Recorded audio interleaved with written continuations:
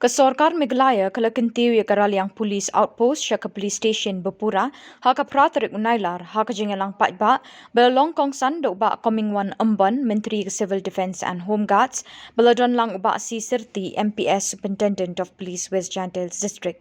Bun spa ngut kirang ba kilong kmi ki kena skul bat ki samla Shnong kilawan saki ya kini kejing kentiu kerdan ya Raliang Police Outpost. Uba coming one ulong ba ulatray borba ban pin ko ngu ikasorkar ban kentiu kerdan ya ka outpost sya ka police station.